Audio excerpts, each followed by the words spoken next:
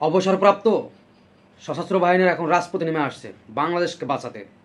কারণ ইন্ডিয়া যে হুমকি দিয়ে যাচ্ছে, তো এই অবসরপ্রাপ্ত যারা সশস্ত্র বাহিনী আছে, সেনাবাহিনীর এবং অন্য পেশার যারা আছেন, সবাই এখন রাজপথে নেমে আসছে যে ইন্ডিয়া যে হুমকি দিচ্ছে, ইন্ডিয়াকে তারা উল্টো হুমকি দিচ্ছে যে অস্ত্র জমা দিছি, ট্রেনিং এখনও জমা দেয়নি, বাংলাদেশকে দরকার বোধে আবার নূতন করে স্বাধীন করব ভারতের কাছ থেকে।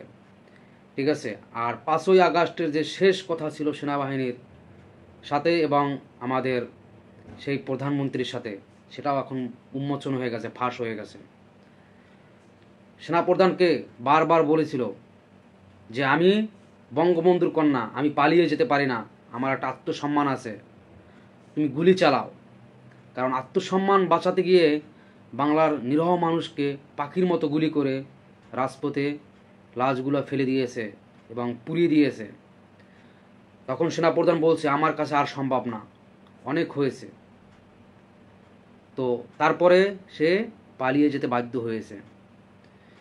এবং এখন বর্তমানে যে সেনাবাহিনীর বিভিন্ন সেনাপ্রধান এবং বিভিন্ন কোঠার যারা আছেন, যারা অবসরপ্রাপ্ত, তাদের কাছেও বিভিন্ন নিউজ আছে, তারা সেগুলো ফাঁস করে দিয়েছে যে আওয়ামী লীগ সরকার কখনই সংবিধানের যে আইন আছে সেই আইন অনুযায়ী কখনই আমাদেরকে পরিচালনা করে নাই, তাদের নিজস্ব আইনগতভাবে পরিচালনা করেছে। সেটা একটা দেশের জন্য যে সাধারণ নিরীহ মানুষের উপরে কতটা জুলুম হয়েছে সেই বিষয়টা আগে এখন বুঝে নেন। যারা আওয়ামী লীগ নিয়ে এখনও লাফালাফি করেন, আপনারা আগে দেশ নিয়ে চিন্তা করেন, দেশের মানুষের কথা চিন্তা করেন। একটা দলের জন্য দেশের মানুষকে, দেশকে এভাবে বিলাপ্ত করে দিতে পারেন না।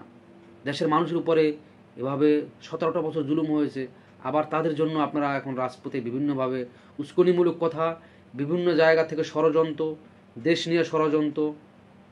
বাংলাদেশ এখন বিভিন্নভাবে তোপের মুখে, কিন্তু ইন্ডিয়ার সাথে তোপের মুখে থাকলেও আমাদের সাথে আছে নেপাল, পাকিস্তান, তারপরে শ্রীলঙ্কা পার্শ্ববর্তী এবং অন্য দেশ, আরব কান্ট্রি, কাতার, দুবাই, সৌদি আরব, তারা প্রকাশ্যে নিউজ করেছে, প্রকাশ্যে হুমকি দিয়েছে যে বাংলাদেশের উপরে যদি একটা ফুলের টোকাও আছে, একটা আসরও আছে ইন্ডিয়া থেকে, তাইলে কত ধানে কত চাল সেটা আমরা বুঝিয়ে দেব।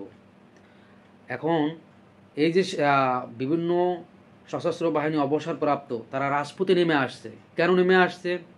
তাদের ভিতরে সব কিছু অবগত আছে যে পূর্বে কি হয়েছে। এখন যেহেতু বাংলাদেশ স্বাধীন হয়েছে, এখন তারা আর চুপ করে থাকতে পারে না, যে এই কথাগুলো আমাদের প্রকাশ করতে হবে। এবং বিভিন্নভাবে যে অবৈধভাবে ইন্ডিয়া বাংলাদেশের সাথে বিভিন্নভাবে ব্যবসা বাণিজ্য করে গেছে, বিভিন্ন চোরাচালানি করে গেছে, সেই জিনিসটাতেও তাদের কাছে আসলে কিছু তথ্য আছে, সেই তথ্যগুলো প্রকাশ করা এবং বাংলাদেশকে বাঁচাতে হবে, সেই জিনিসটা চিন্তা ভাবনা করে তাদের বিবেকে নাড়া দিয়েছে যে বাংলাদেশ আমাদের দেশ, বাংলাদেশ আমাদের দেশ, বাংলাদেশকে বাঁচাতে হবে, বাংলাদেশের মাটি আমাদের দেশের মাটি, সেটাকে রক্ষা করতে হবে, সেটাকে কখনোই হায়না বা তাদের হাত থেকে সেটাকে রক্ষা করতে হবে। সেই জিনিসটা তারা বুঝে গেছে, সেই কারণেই তারা এখন রাজপথে নেমে আসছেন। তো বাংলাদেশের মানুষ সবাই একত্রবদ্ধ। আর একটাই আহ্বান থাকবে বাংলাদেশের সমগ্র জনসাধারণের কাছে, যে দলের জন্য কখনোই দেশ বিক্রি করে দিবেন না, দলের জন্য দেশকে কখনোই ক্ষতিগ্রস্ত হবে সেটা চাইবেন না। আপনারা সবাই একত্রবদ্ধ হয়ে সবসময় অ্যালার্ট থাকবেন, রেডি থাকবেন। যখন ডাক আসবে প্রত্যেকের জায়গা থেকে যার কাছে যা আছে তা নিয়ে রাজপথে নেমে যাবেন। কারণ বাংলাদেশ যে হুমকির মুখে আছে সেই জিনিসটা কিন্তু সবার অবগত হয়ে গেছে, সেই কারণেই এই সশস্ত্র বাহিনীরা অবসরপ্রাপ্ত এখন রাজপথে নেমে আসছে।